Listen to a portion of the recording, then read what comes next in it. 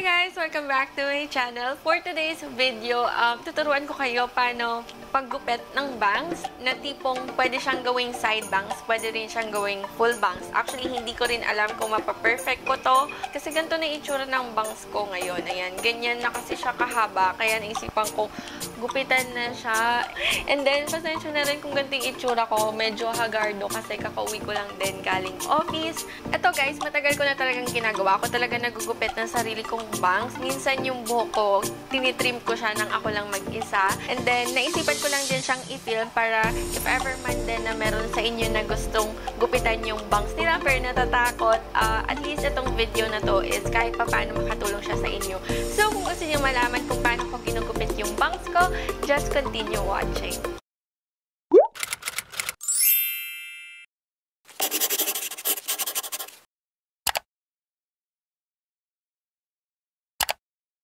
You have to remember na kailangan sundan nyo yung hati ng buhok nyo. So, yung hati ng buhok ko is nandito sa side na to. Ayan. Pero minsan hindi ko yan sinusunod. Ginigit na ako siya. So, igigit na ako. So, medyo magulo, diba? So, igigit na ako siya. And then, kukuha ako ng pa-triangle. So, eto. Yan. And then, kung wala pa kasi kayong bangs, ganito yung technique na gawin nyo. Yung parang magpo-form kayo ng triangle. Ayan. Medyo magulo siya, di ba? Pero may tingin na kasi yan. Hindi naman kailangan maging perfect. Basta, ayan, para magpo-form kayo ng triangle. Since nandito kasi yung hati ng hair ko, so mas madami dito para pag ganun yung bangs siya. And then, iipit nyo sa tenga nyo yung extra hair nyo para hindi sila madamay.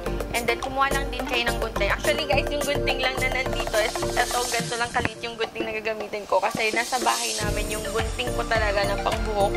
Pero, since wala siya, hindi ko dala, ibang gunting na lang yung gagamitin ko. So, ito yung gunting na gagamitin ko. Ito yung ginagamit sa ilong. Pero, don't worry, guys, bago to.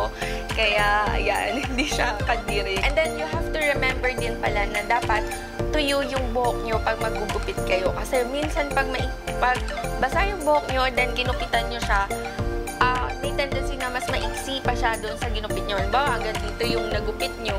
Pag natuyo siya, hanggang dito lang pala siya. So, medyo delikado. Unlike pag tuyo, ito na talaga yung itsura ng buhok nyo. Isa yun sa dapat nyong tandaan. What I usually do is, hanggang dito ko siya tinatapat sa ilong ko. Dun muna. Kasi nga, para sure ako, hindi yung umpisaan ko siya ng maikli. So, dapat lagi siyang hanggang dito.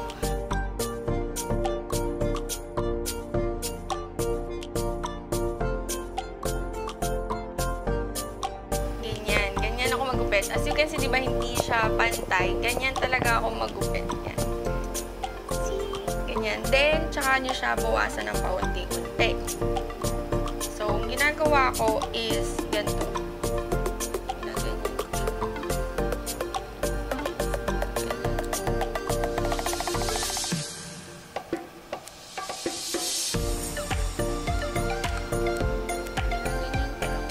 O, diba ang gulo ng tutorial ko? Basta, ayan, ganyan lang ako magupit ng bang. So,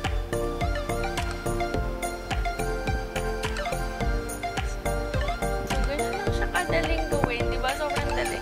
Pwede na siyang full bangs. So, ayan. Okay na ako sa ganito kahaba. Kayo, kung hindi kayo natutuwa na medyo nakikita niyo yung straight na yan, yung obvious na ginupit niyo siya ng straight, ganun lang din ulit yung gawin niya. I-trim-trim niyo lang siya ng katulad ng ginawa ko kanina hanggang sa makuha niyo yung gusto niyong itsura.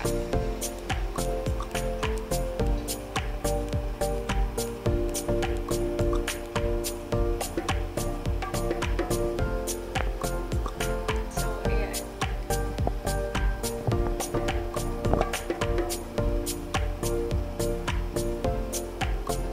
Pwede siyang maging side bangs, pwede siyang maging full bangs, as in depende sa inyo. Yung ganun yung ginugupit ko kasi talaga lagi. Yung pwede siyang maging full bangs and then yung pwede rin siyang maging side bangs. So, ayan na siya. O, diba? So, ganito lang ako magupit ng bangs ko. As in, sobrang dali lang. Hindi kayo aabutin ng 30 minutes para gawin tong bagay na to. As in, kayang-kaya nyo siyang gawin. Hindi ako takot na gupitan talaga yung bangs ko kasi ginagawa ko na talaga to ever since pa.